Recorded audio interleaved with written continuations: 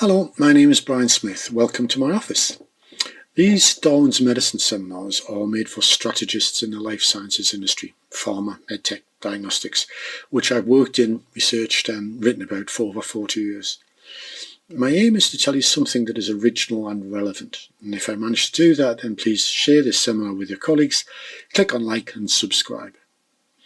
And if you want to know more about my research into the industry, then please get in touch and I'll be glad to have a virtual coffee with you.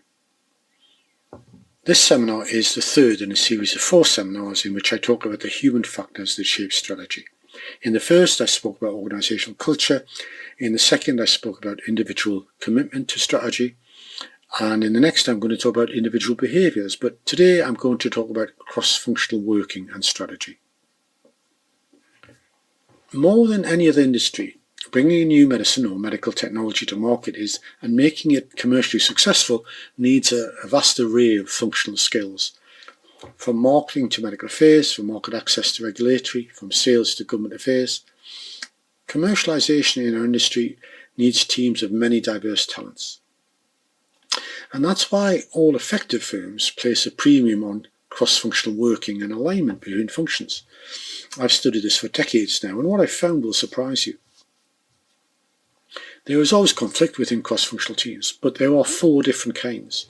Academics call negative, destructive conflict distributive. It can be explicit, such as creating unnecessarily high compliance barriers before agreeing to help, or it can be implicit, such as withholding important information.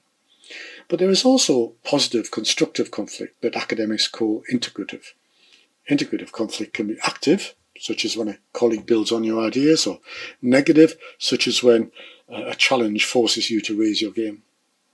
All 4 kinds of conflict pervade all organisations. Leaders can't eradicate conflict, but they can change the balance between different types of conflict and towards the more positive integrative conflict. If you want your cross-functional team to have a more positive conflict and less negative conflict, it helps to understand where conflict comes from. I explain this in the supporting article, but you can think of it as a cause and effect model. What we perceive and experience shapes our feelings, and our feelings influence our behaviour, including how we conflict. So when we perceive things around us negatively, we are more inclined to conflict in a distributive, negative way. And of course, if we perceive things around us positively, we tend to conflict in a positive, integrative way. This might seem obvious to you, but it's useful in practice because it helps us to understand what experiences lead to different behaviours. In my research, I studied the antecedents of positive and negative conflict. In other words, the organisational factors that shape conflicting behaviour and tip the balance between good and bad conflict. There are 7 such factors which I describe more fully in the supporting article. Some are to do with physical working arrangements, such as sharing the same office. Others are to do with management processes, such as how targets are set. Still others are cultural, such as social status of different functions. But importantly, all of these things can be managed, and that's what good companies do. They arrange the antecedents to tip the balance, reducing distributive conflict and increasing integrative conflict. They do this by pulling 7 different kinds of lever that shape the antecedents and so change people's feelings and so change their behaviour.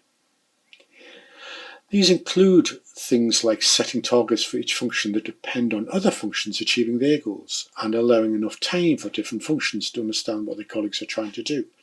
Again, the levers are described in more detail in the supporting article, but most of them don't require major changes in the organisation. So there are 3 important things to take away from this seminar. First, pharma and medtech companies depend on cross-functional working. Second, cross-functional working always involves conflict, but some of it is good. Third, if you can tip the balance between good and bad conflict by making some small, subtle changes in how you run the company. Thanks for joining my seminar. If you found it interesting, then please share with your colleagues. If you'd like to read the supporting article about cross-functional working, then please send me an email. If you'd like to browse any of the 300 papers, articles and books I've written about our industry, then please look at my website in the links below. And if you'd like to talk about how my research can help you improve your competitive capabilities, just send me an email and we can set up a coffee. I'd love to hear from you.